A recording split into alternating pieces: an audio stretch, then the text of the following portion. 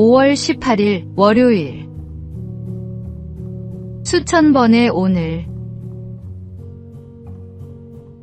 이순신 장군은 임진왜란 기간 동안 일기를 썼습니다. 오늘날 우리가 아는 난중일기입니다. 영웅적인 승전 기록으로 가득할 것 같지만 실상은 달랐습니다. 일기의 대부분은 그날의 날씨, 부하들의 안부, 어머니에 대한 그리움, 몸이 아파 누워있었다는 기록으로 채워져 있습니다. 화려한 문장도 거창한 다짐도 없습니다. 그저 하루를 있는 그대로 담아낸 기록들입니다. 오늘의 날씨를 적는 사람은 오늘의 바다를 읽을 수 있었고, 오늘의 군사들을 챙기는 사람은 오늘의 전투를 이길 수 있었습니다. 그에게 7년의 전쟁은 하나의 긴 전쟁이 아니라 수천 번의 오늘이었습니다. 그리고 그 오늘 하루하루는 결코 우연이 아니었습니다. 하나님이 허락하신 날이었습니다. 우리는 종종 인생 전체를 바꾸겠다는 거대한 결심을 품습니다. 그러나 인생은 오늘 하루의 합산입니다. 명량대첩의 기적은 아프고 지친 날에도 일기를 쓰고 새벽에 일어나 병사들을 살피고 오늘의 자리를 지킨 수천 번의 하루가 쌓인 결과였습니다. 여호와께서 정하신 오늘 이 하루, 그 하루를 성실히 살아내는 것이 인생을 바꾸는 시작입니다. 오늘이 쌓이면 인생이 됩니다. 오늘의 말씀. 이날은 여호와께서 정하신 것이라. 이날에 우리가 즐거워하고 기뻐하리로다. 오늘의 만나. 오늘 이 하루는 여호와께서 정하신 날입니다. 그 날을 성실히 사는 것이 가장 아름다운 기쁨입니다.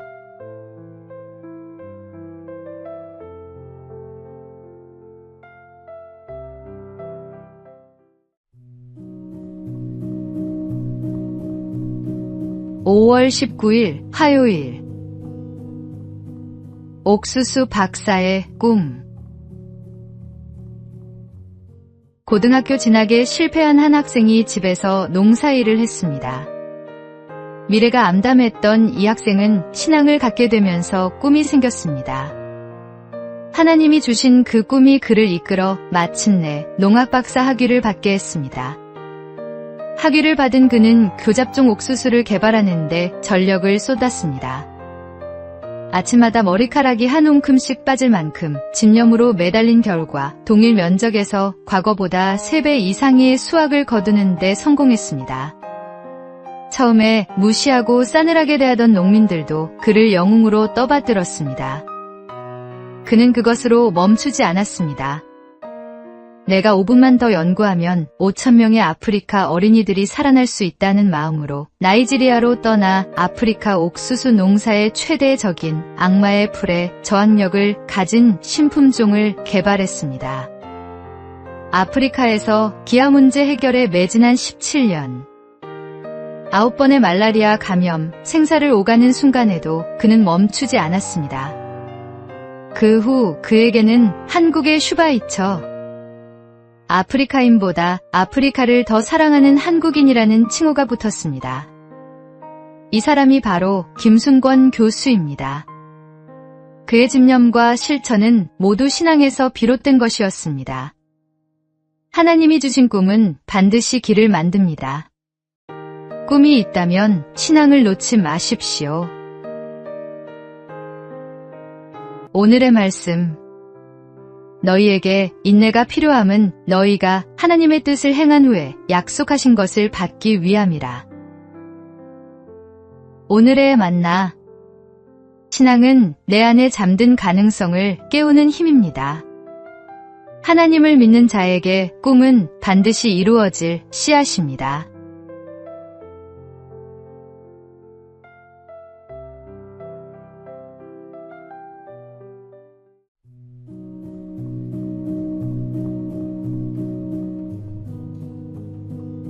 (5월 20일) 수요일. 걱정 대신 기도를. 한 책에 이런 구절이 나옵니다.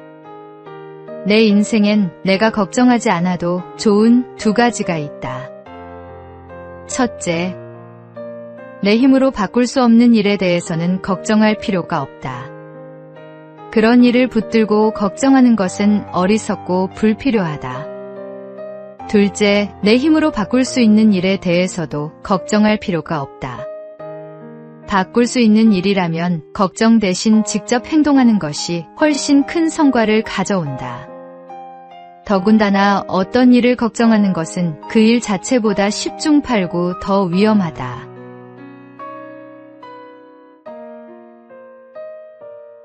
우리는 해결할 일은 빨리 해결해야 한다며 걱정하고 해결하지 못할 일은 어떻게 하느냐며 또 걱정합니다. 그러나 생각해 보십시오. 우리가 걱정으로 보낸 하루 중 실제로 그 걱정이 현실이 된 날이 얼마나 됩니까? 걱정은 문제를 해결하지 않습니다. 다만 오늘을 잠식할 뿐입니다. 하나님은 우리에게 아무것도 염려하지 말라고 하셨습니다. 그 말씀은 현실을 외면하라는 뜻이 아닙니다. 바꿀 수 없는 것은 하나님께 맡기고 바꿀 수 있는 것은 지금 당장 행동하라는 뜻입니다. 걱정을 내려놓을 가장 알맞은 자리는 기도의 자리입니다. 오늘의 말씀. 아무것도 염려하지 말고 다만 모든 일에 기도와 간구로 너희 구할 것을 감사함으로 하나님께 아뢰라. 오늘의 만나. 내가 바꿀 수 없는 것은 하나님께 맡기고 내가 바꿀 수 있는 것은 지금 행동하십시오.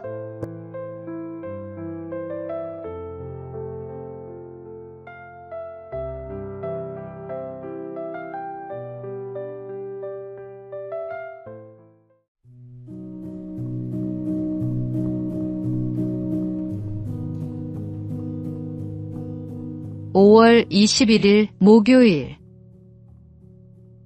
도자와 도자. 조선시대에는 도둑질을 한 사람의 이마나 팔뚝에 도자를 새기는 자자형이 있었습니다. 평생 지워지지 않는 낙인이었습니다.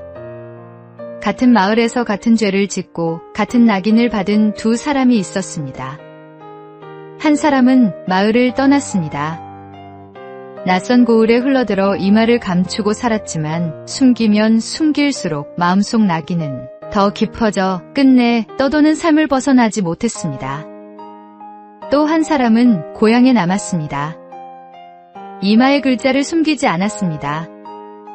흉년이 들면 남보다 먼저 품을 팔아 이웃을 도왔고 상갓집에는 먼저 달려가 며칠이고 곁을 지켰으며 힘겨운 노인의 밭을 말없이 일구었습니다. 세월이 흐르자 마을 사람들은 그의 이마보다 그의 손을 먼저 기억하게 되었습니다. 어느 해 마을 어른이 말했습니다. 저 사람 이마에 새겨진 것이 도자인지 도자인지 이제는 모르겠소. 우리 모두는 죄인입니다. 그러나 죄를 지은 뒤가 더 중요합니다. 하나님은 우리의 죄를 감추라 하지 않으십니다. 고백하라 하십니다. 자백하는 자에게 그분은 신실하게 응답하시고 모든 불의에서 깨끗하게 하신다고 약속하셨습니다. 낙인은 사람이 새기지만 지우시는 분은 하나님이십니다. 오늘의 말씀. 만일 우리가 우리 죄를 자백하면 그는 미쁘시고 의로우사 우리 죄를 사하시며 우리를 모든 불의에서 깨끗하게 하실 것이요. 오늘의 만나. 죄를 숨기는 자는 멀리 떠돌고 고백하는 자는 제자리로 돌아옵니다. 하나님께 정직하게 나아가는 것이 새로운 출발의 첫걸음입니다.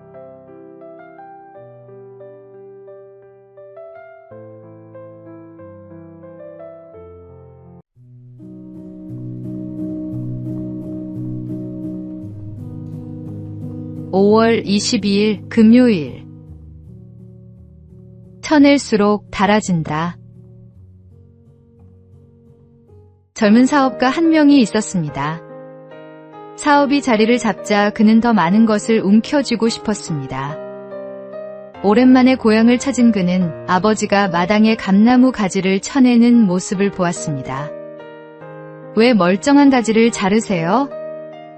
이 나무가 힘을 한 곳에 모아야 제대로 된 열매를 맺는다. 가지가 많으면 영양이 분산돼서 열매가 다 작고 맛이 없어. 쳐낼수록 남은 열매가 더 크고 달아지는 거야. 서울로 돌아온 그는 욕심으로 버려놓은 것들을 하나씩 쳐냈습니다. 처음에는 잃는 것 같아 두려웠습니다. 그러나 남은 힘을 한 곳에 집중하자 사업은 전보다 훨씬 단단하고 풍성해졌습니다. 쳐냄이 손해가 아니라 더 큰 열매를 위한 준비였던 것입니다. 하나님 아버지께서도 우리 삶의 가지를 살피십니다. 열매를 맺지 못하는 가지는 과감히 제거하시고 열매를 맺는 가지는 더 풍성하게 하려 깨끗하게 다듬으십니다. 그 가지치기가 때로는 아프고 억울하게 느껴질 수 있습니다. 그러나 그것은 버리심이 아니라 더 크고 단 열매를 위한 아버지의 손길입니다. 우리 삶에서 쳐내야 할 가지가 무엇인지 오늘 하나님 앞에 내어놓으십시오. 오늘의 말씀. 무릇 내게 붙어 있어 열매를 맺지 아니하는 가지는 아버지께서 그것을 제거해 버리시고 무릇 열매를 맺는 가지는 더 열매를 맺게 하려 하여 그것을 깨끗하게 하시느니라. 오늘의 만나. 더 풍성한 열매를 맺으려면 먼저 쳐내는 용기가 필요합니다. 오늘 하나님께 맡겨드릴 욕심의 가지가 무엇인지 살펴보십시오.